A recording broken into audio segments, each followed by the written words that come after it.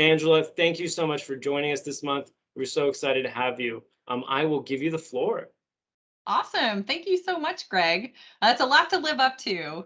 So I will do my best. Fair warning, though, I suck at DAX, which is kind of how this presentation came about because I suck at DAX.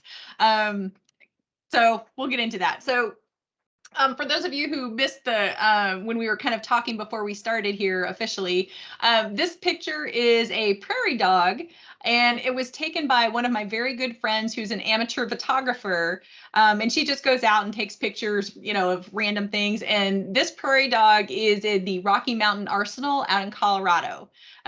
So just a little bit of trivia there, tidbit for you. And she says, yeah, go ahead and use it. That's awesome. So anyway, so thank you, Echo. All right. So quick bit about me, if I can get my clicker to work, maybe.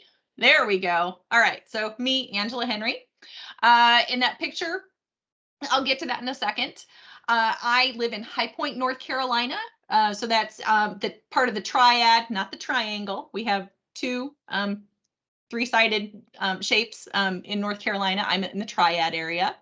I am a solution architect at Blue Granite. We specialize in BI type solutions with the Microsoft stack. And fun fact, I used to work with Melissa here at Blue Granite, Melissa Coates, who is going to be speaking next month for y'all, but she's gone out on her own with Coates Data Strategies. So, and I'm friends with her, and she lives like 50 miles from me. So, No way. Anyway. Yes, way. Gotta go knock on her door, play some Ding Dong Ditch. Yes, exactly. Shout out to Blue Granite, though. You guys do some amazing work. I mean, I love a lot of the blogs. I follow David a lot. Really, really great work you guys do. Thank you. I appreciate that. I am a data platform MVP. My Twitter handle is SQL Swimmer. And why? Well, because based on that picture there on the left-hand side, not only am I a swimmer, but I'm also a coach and an instructor. And I'm going to take about 20 seconds to get my soapbox out here and say, if you don't know how to swim, please learn. It is the only sport that can save your life. And if you think as an adult you cannot learn how to swim, you're absolutely incorrect. There are instructors like myself who are specially trained through US Masters to teach adults how to swim, because it's very different than teaching children how to swim. But I do also teach children how to swim, and I do coach small children. So if I get to talking too fast, it's because I have to keep the attention of a 4-year-old whose lips are turning blue. So just kind of give me a little wave and tell me to slow down, and I will slow down. So that's me. So let's talk about you, because I want to know who's on the call.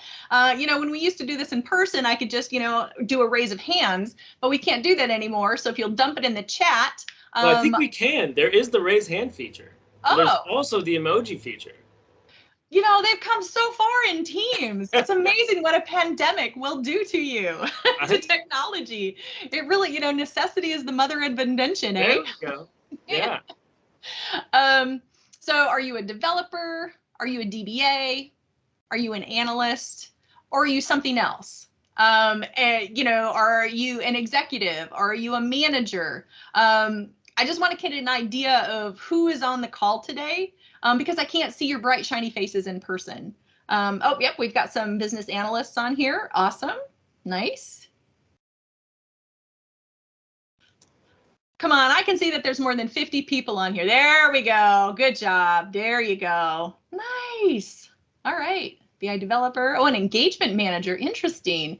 Got some architects here. Developers. Accounting. Jennifer. Bah. You're so funny. Nice.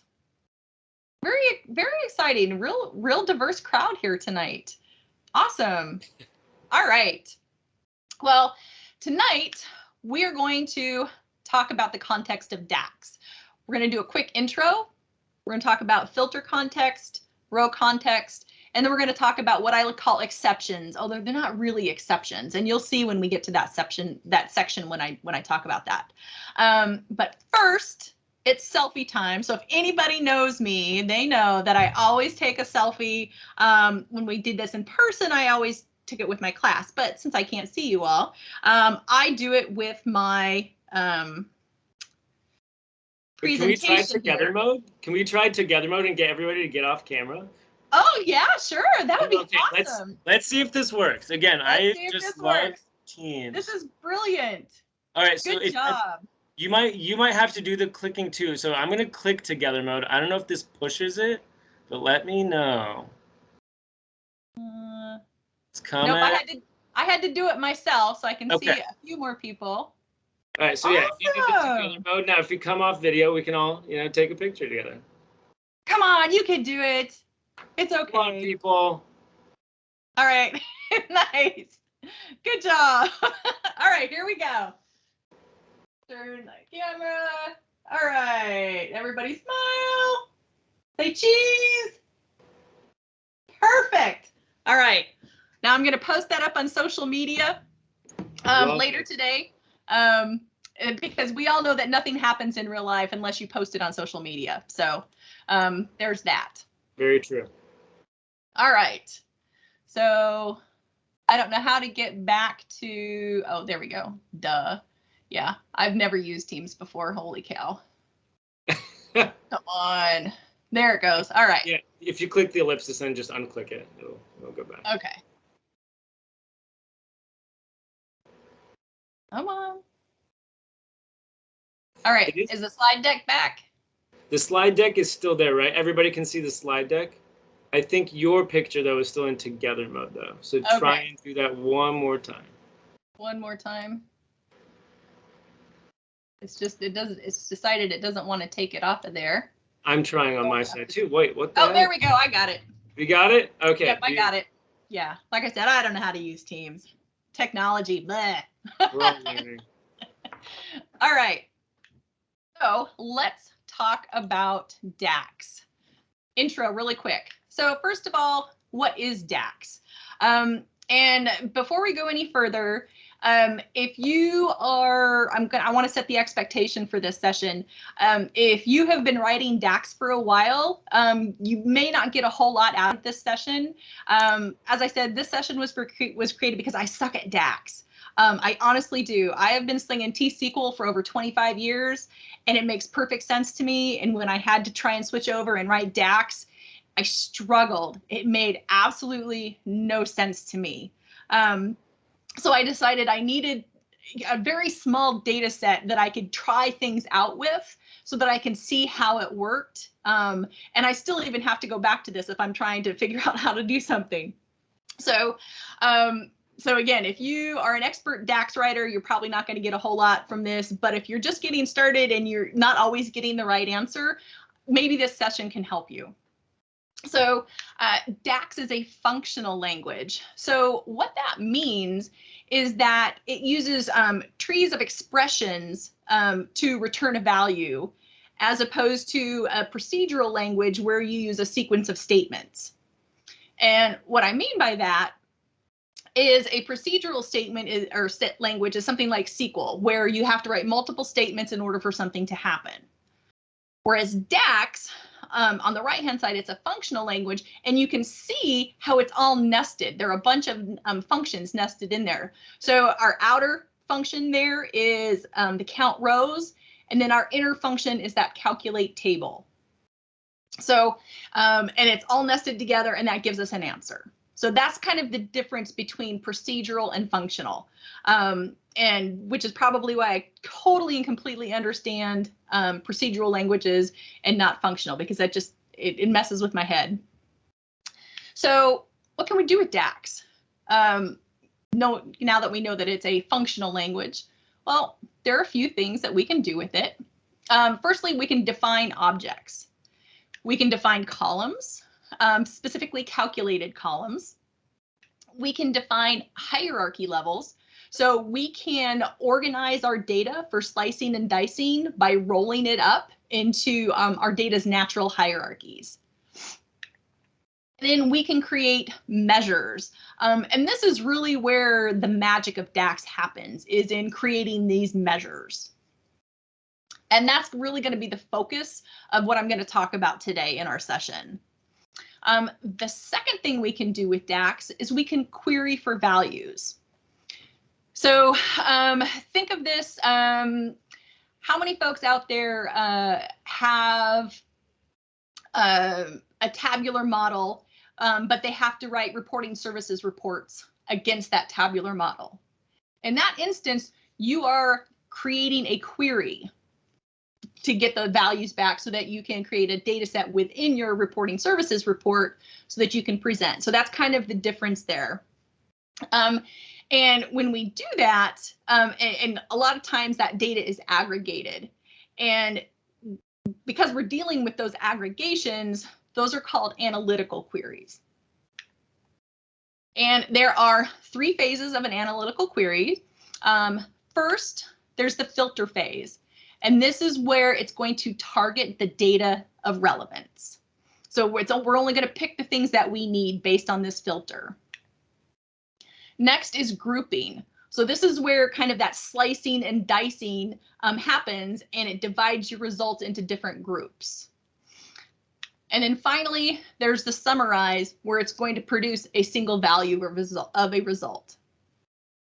So if we combine the different objects with the different phases of an analytical query, we can see what we can do with which objects. So columns, we can filter columns, we can group columns, and we can summarize them. That all makes perfect sense.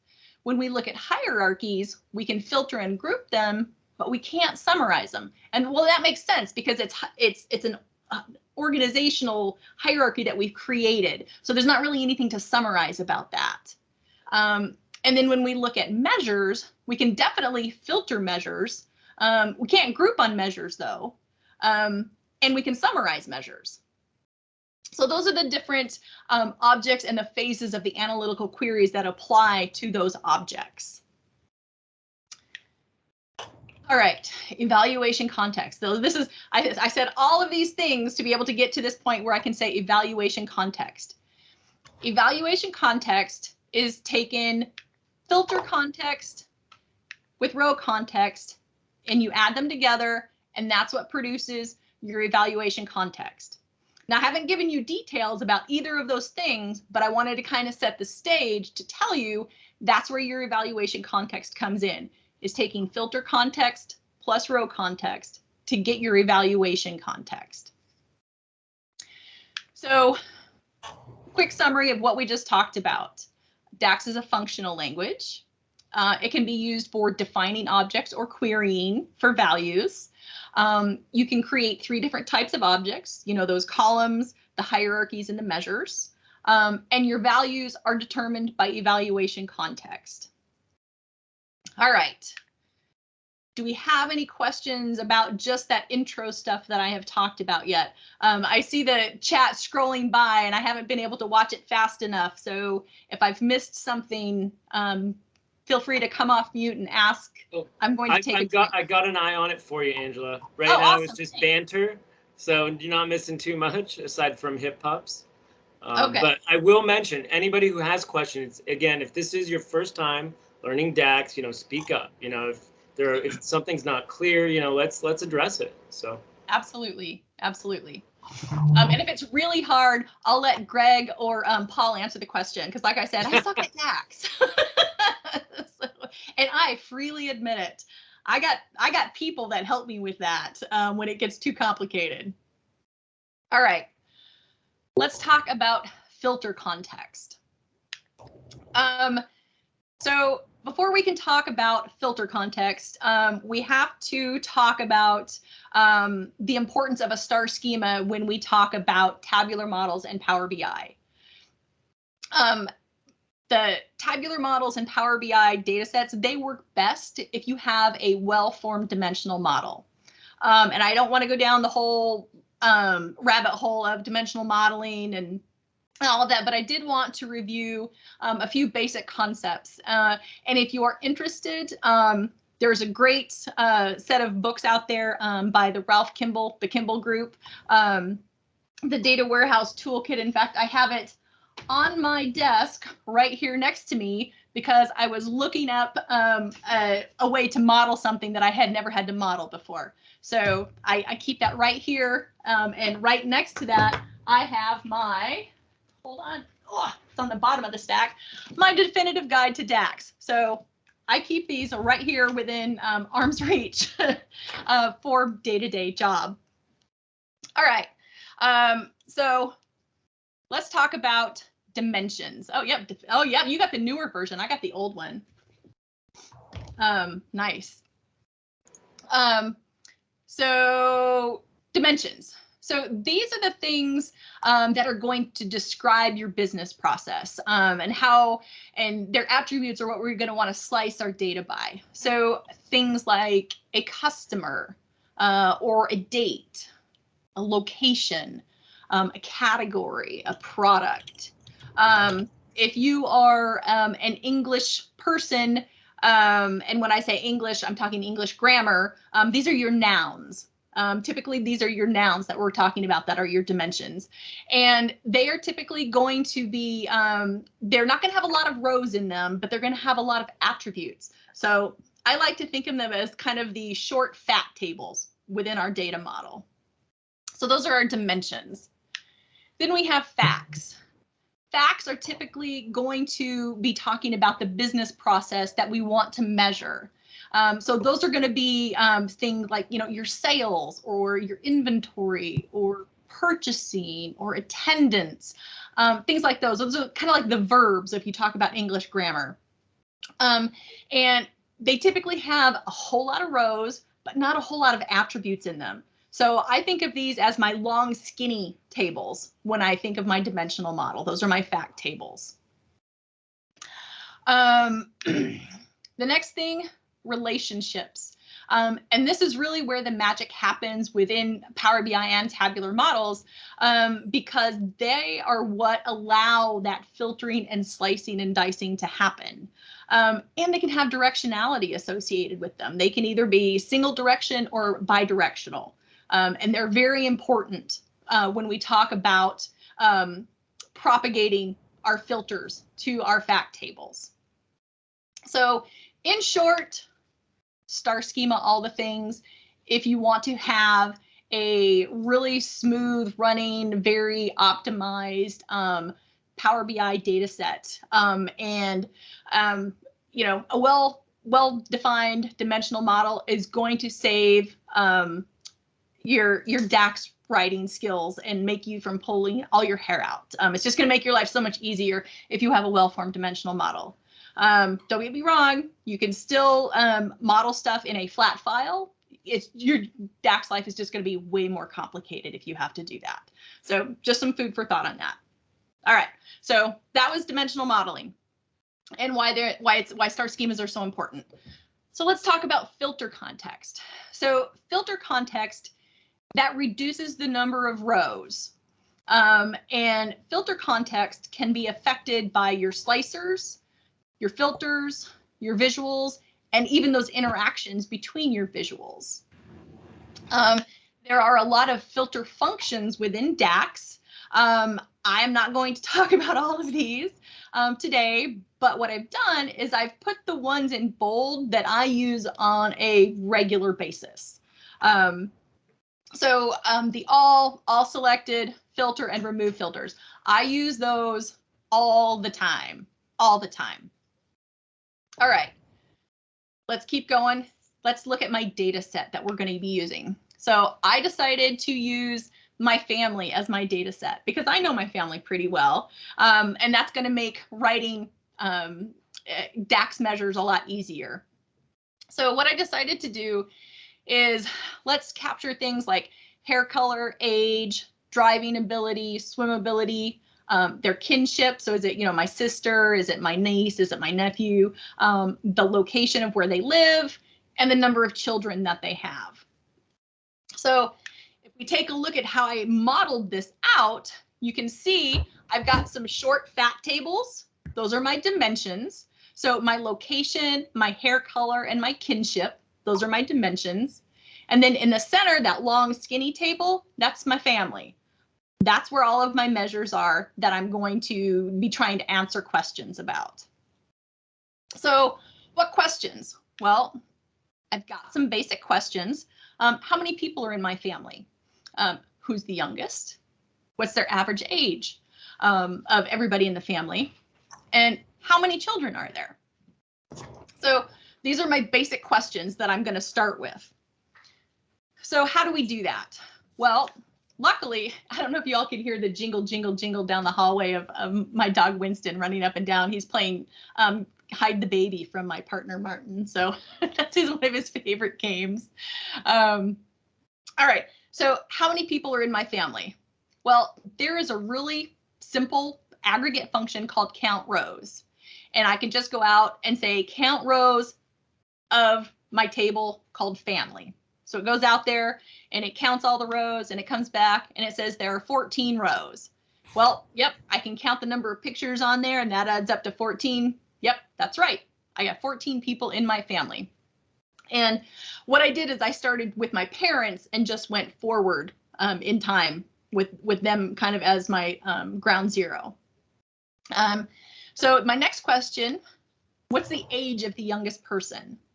Well, there is another aggregate function out there called min, and I have a column called age in my family table. So I can just take the minimum of the age column and that'll give me the age of the youngest person.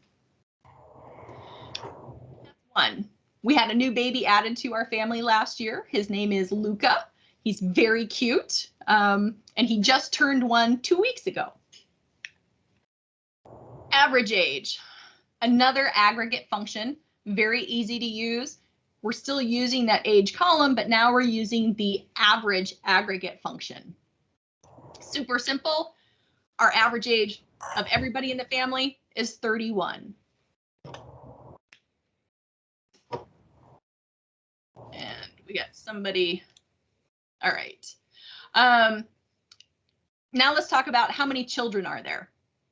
Well, again, another very simple aggregate function to do this. We're going to use the sum function, and we're going to use that against the number of children column in my family table. So we're just going to sum those up, and our answer is, come on, my clicker stopped working. Come on, there it goes. 12. And when I stop and think about it, that makes sense because there's 14 people in my family, but we started with my parents and that's 2 people. So if you take 14 minus 2, that's 12. So I know that 12 is the right answer. I can verify that.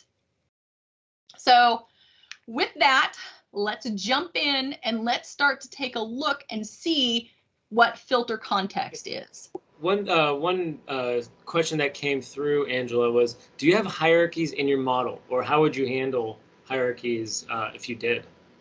I did not create any hierarchies in my model. If I did, what I would probably do, and this is something that I do if I have to use like row level security and create hierarchies for that, is typically somebody, you're going to have an ID column, and then you're going to have to create that hierarchy with a separate column to say, you know, this is the parent ID for this one, and this is the parent ID for this one, and go like that. And then you can use the path function and the path. Concatenate? Yeah, path concatenate. There are like 3 different DAX functions that you can use to kind of string them all together and then figure out what that is. But you do that with a calculated column. Add that as a calculated column for that path. Does that make sense? Answer the question? Yes, thank you. Okay. All right. So let's get over to my demo. And I'm going to have to kind of look over this way now because on my other monitor here. So this is my awesome little My Family PBIX file that I created. I've got everybody here in the picture, and I can click on them and it tells me their name and what their kinship is to me, all that kind of stuff. So very clever. And this was a really simple thing to do. And this is where I'm using I'm just using their picture to be able to do that. But when I look at here we go. I'm going to bring this up. I'm using that selected value to be able to get that. So that's a very common thing that you need to do if you want to get the selected value of something that's been selected within a slicer or a filter. Okay, so let's go to our filter context page here. All right, let's go ahead and uncheck him. All right. So again, we've got the slicer that's got all of our pictures up at the top with everybody in there. I have a set of slicers over here on the left-hand side. I've got a bar chart in the lower left-hand, and then the basic questions that I was asking about on the right-hand side. So again, there were 14 people. 1 is the age of the youngest person. The average age is 31, and there are 12 children. Well, we know that filters are affected, or that filter context is affected by slicers and filters and visuals and interactions between those visuals. So let's start by just looking at who has blonde hair and look what happens to those basic questions on the right-hand side. So now we have filtered our results down to what is relevant. So there are 7 people who have blonde hair. The youngest is 1 year old. The average age is 16. And between them, they have 4 children. So we have filtered, we have created a filter context there by selecting blonde hair. We can come off and it goes back to the numbers that we had before there were any filters or slicers affected. If we come over here, we have our filter pane, and we can say, all right, well, let's see if we can, oops, go back to basic filtering. I want to see everybody who has a driving ability of 3. So there we have it. We have filtered, we have applied a filter context to our result. And now there are 2 people who have fallen within those results. The age of the youngest is 23, the average age is 24, and they have no children among those 2. So we've seen how slicers affect our filter context. We've seen how filters affect our slice or filter context. What about the visuals? So remember how I said that grouping was one thing? So if we look at this right here, I'm just going to make it bigger so y'all can see it a little bit better. This is where grouping comes into play for filter context. We have grouped the results on the number of children by region. So we can see that in the Pacific Northwest, there are 7 children that live there. On the East Coast, there are 3 children there. And in the Southwest, there are 2 children. So we've created a filter context with grouping within our visualization there. I'm going to put that back down. And then lastly, one thing that can create filter context is the interactions that you have between your visuals. So if I say, all right, well, I want to see all of the children in the Pacific Northwest. Look what happens to our measures over here. They have been affected. We've got 8 people. 1 is the youngest. Average age is 19, and there are 7 children. So we are creating filter context when we interact with our visuals as well. And that is filter context. So back to our slide deck. We can see that filter context reduces the number of rows that we are looking at, and it's affected by slicers, by filters, by visuals, and then by the interactions between those visuals. Do you have any questions out there about filter context? I'm going to take a drink. Any questions? No, don't be bashful or shy. I'm very nice, really. Angela doesn't bite yet. Yes. Oh, somebody wants to see the last slide. Yes, there you go. Yep. Your filter context is affected by slicers, filters, visuals, which we can call grouping, and the interactions between those visuals. And the slide deck I will make available. It's out there on my blog site right now.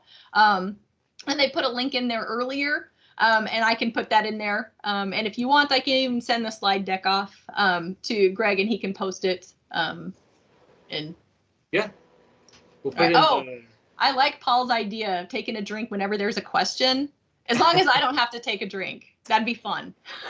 I'll just drink my coffee and then just have even more energy by the end of this. Yeah, then I'll talk even faster. Bad idea for me. Nice. Exactly. Nice. All right. So we're going to move on to row context. Row context is that's when you're going to iterate over the rows to calculate what we want. And when I say iterate over the rows, that means we are going to look at every single row one by one in order to get the answer to what we're looking for. And row context is created when we use calculated columns, because we are adding a value to every single row when we create that calculated column, and when we use iterator functions. And we'll see examples of that in just a second. So let's look at calculated columns first. So remember, I had two different abilities. I had a driving ability and I had a swim ability. Well, what if I want to create an overall safety rating by combining the two values from those two columns? I can do something very simple and say, well, let's just use the addition and add the swim ability to the driving ability, and that's going to give me my overall safety rating. And when I create that as a calculated column, that's exactly what it's doing. Row by row, it's giving a value to that column. And that is the easiest way to create row context within a tabular model or Power BI data set. So iterator functions, that's the second way to create row context. Again, lots of iterator functions out there, but the ones that I use most frequently, I've put in bold here. Average X, max X, min X, and sum X. So let's take a quick look at some of these iterator functions and how they work. So what if I wanted to get an average safety rating? I'd need to use an iterator function if I hadn't created that calculated column. So I'm going to use the average X. So I can take the average. I'm going to look at the family table, and row by row, we are going to add driving ability to the swim ability, and then we're going to take the average. So there we have created a row context because we're using that average X iterator function that's saying, go through the family table row by row and add these two columns together and then take the average.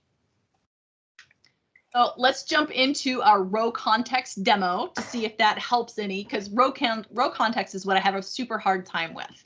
So let me bring this up.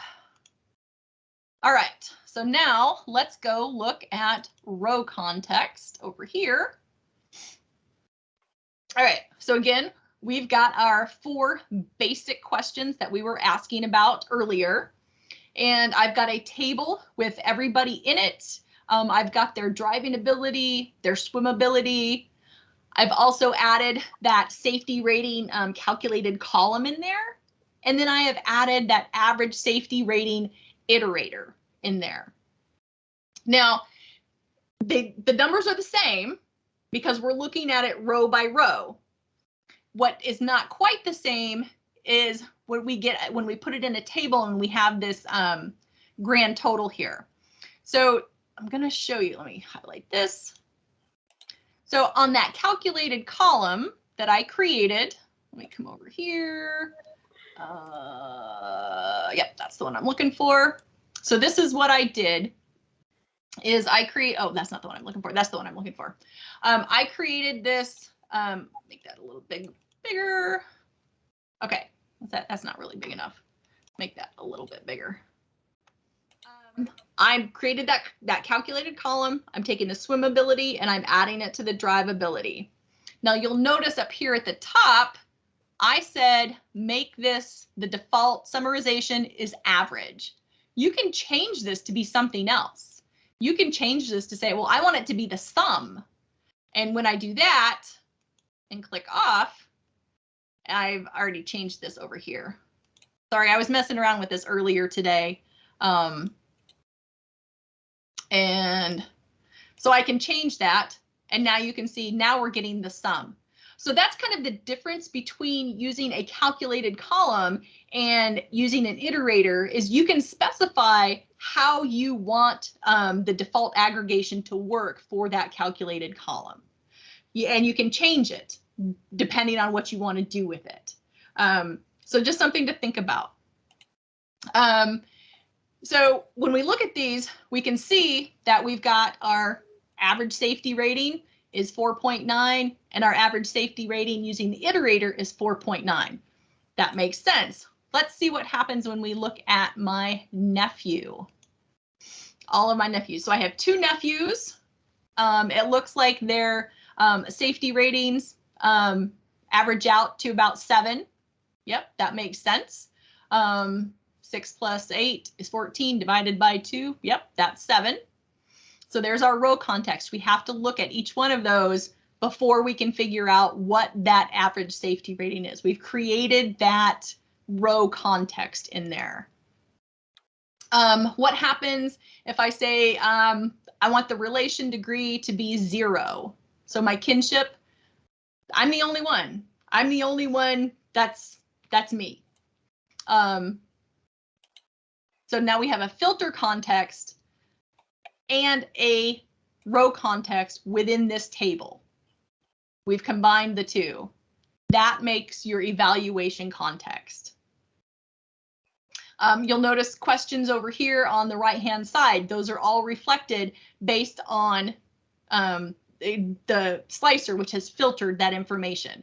So we have just filter context going on over here in our basic questions, but we have filter and row context over here in our lower left hand with that table.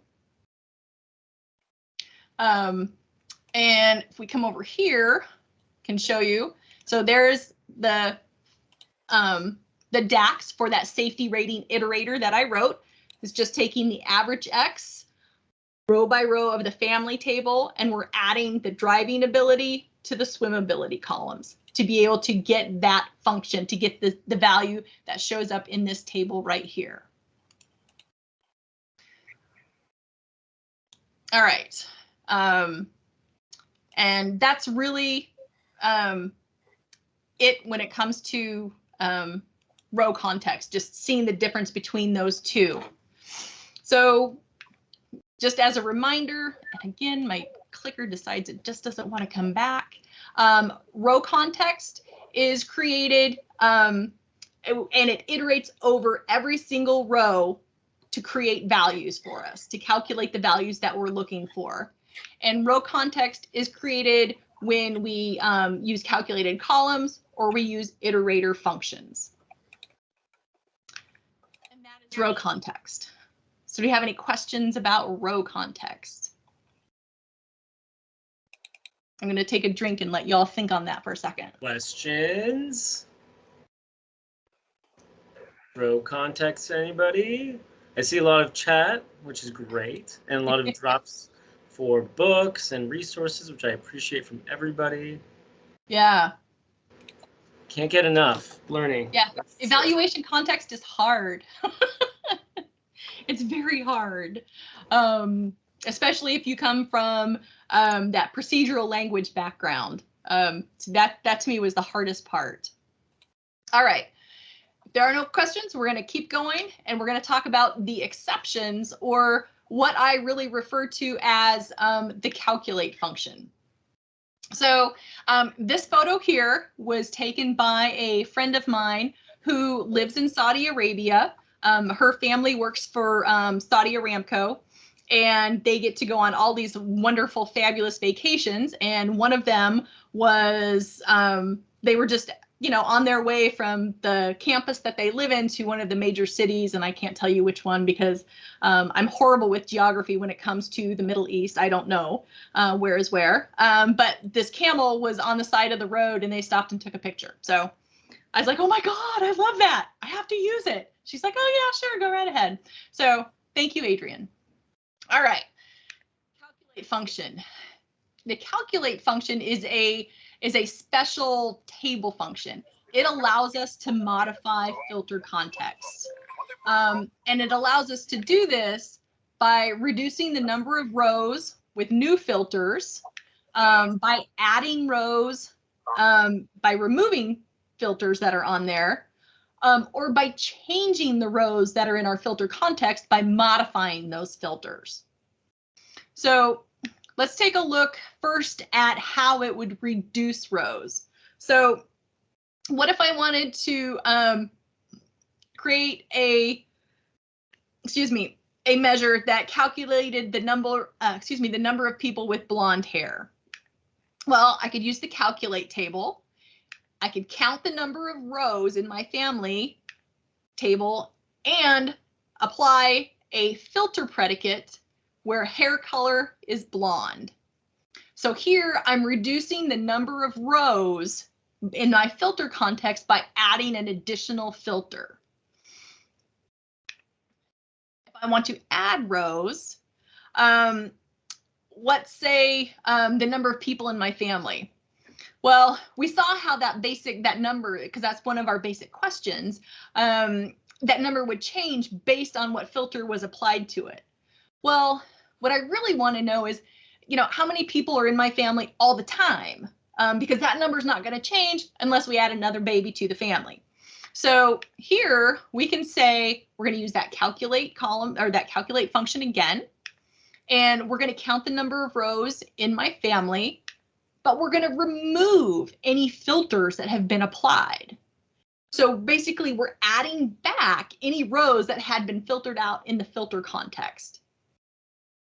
So that's how we can modify the filter context there by adding those rows back using the remove filters function.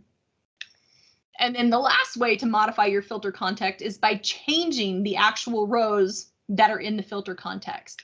So we had that one earlier, the number of blondes in my family. We're going to go with calculate again. We're going to count the number of rows in my family, but this time I want it to I want to always know, just like I wanted to know how many people were always in my family, I always want to know the number of blondes in my family. So in this case, instead of using that remove filters function, I'm going to use the all table function. And that has some special properties when you use it in a calculate function. And that it's a little bit deeper than I want to go for this session, but just know that all acts the same way as remove filter does when you use it in a calculate in this manner. And then I'm going to add an additional filter and say hair color equals blonde. So what I've done here is I've changed my filter context. When I come into the calculate, it's whatever filter context has come in there, but then by using that all function, I'm removing any filter context. So I'm adding rows back in, and then I'm applying an additional predicate here to say, now I want to filter by blonde hair. So I'm completely changing the number of rows that were in my original filter context. So let's get over to our demo and take a look at the calculate function. All right, so let's come over here. All right, so we have our two measures up here at the top for blonde hair and our two measures down here at the bottom for the number of people in my family. So if I come over here and I look at my nieces with this kinship slicer, I can see that out of my nieces, there are 3 people. There are 14 people in my family. The number of blondes is 7. Well, wait, there's three people that show up there. Wait a second, what's wrong with that? But right here it says it's only 2. And down here it says it's 3. So which is which? So let's take a look and see which. So the one down here on the bottom, that's the one that is still applying the filter context. I haven't done anything. It's not using the calculate function. But this one up here, we come up here and we look at this one. This is the one that is using the calculate function. So this is the one that is going to modify any existing filter context that comes in. Now, and then when we look at the number of blondes in my family, blondes, oh my gosh, my brain is not. So allergies been super bad today and I've been major doped up. So forgive me here. Okay, so we've got the blondes up here at the top. So now when we look at the number of blondes in my family, that's using the calculate function.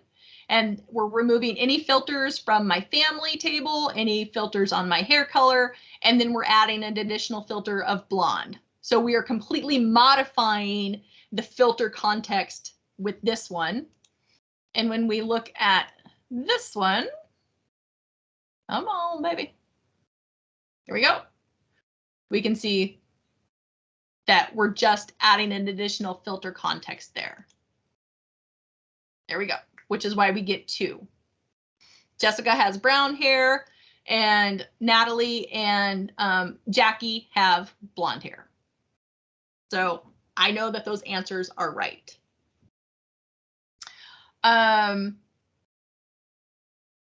Mouse is losing my mouse here. All right.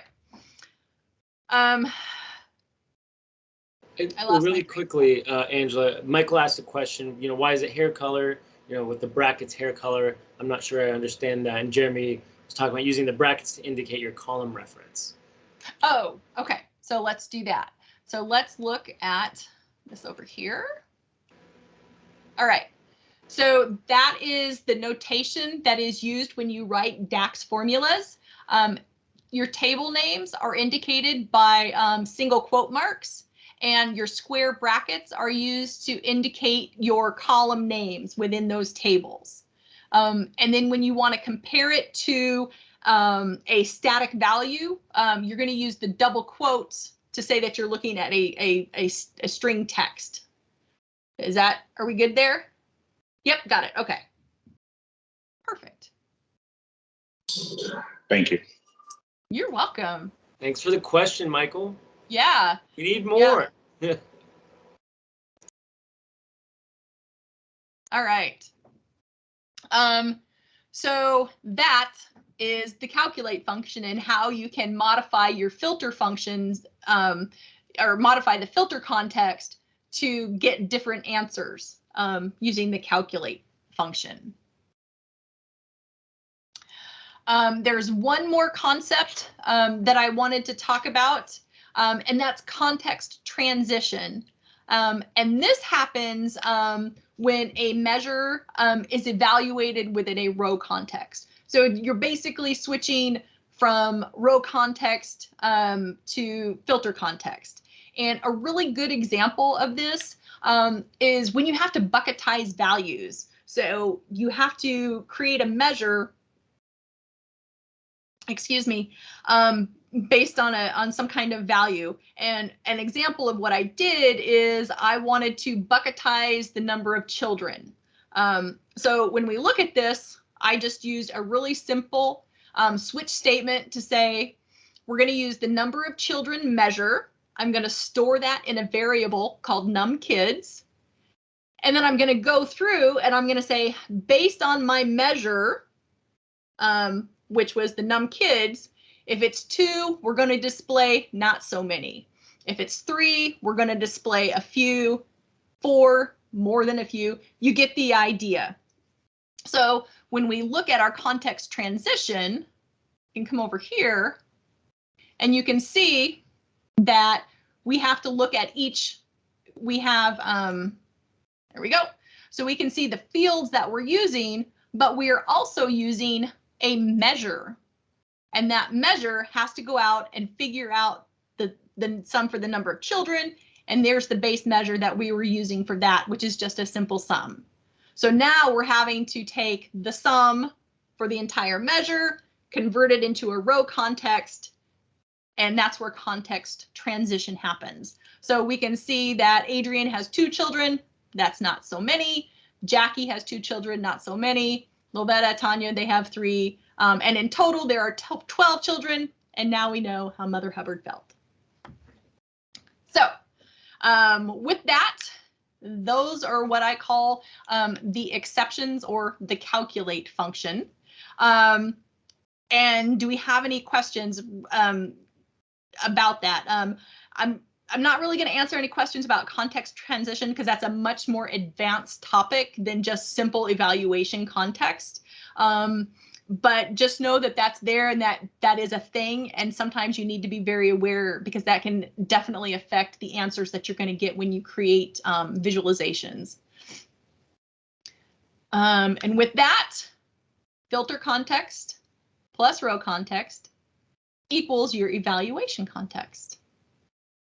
And that's all I have. That's it. Now you are all experts on evaluation context, right? It is all just diffused into our brains, and we are all now DAX gurus. Can everybody please come off mute? You know, share your video, and let's give a round of applause to Angela, both emojis and in person. Thank you. Absolutely.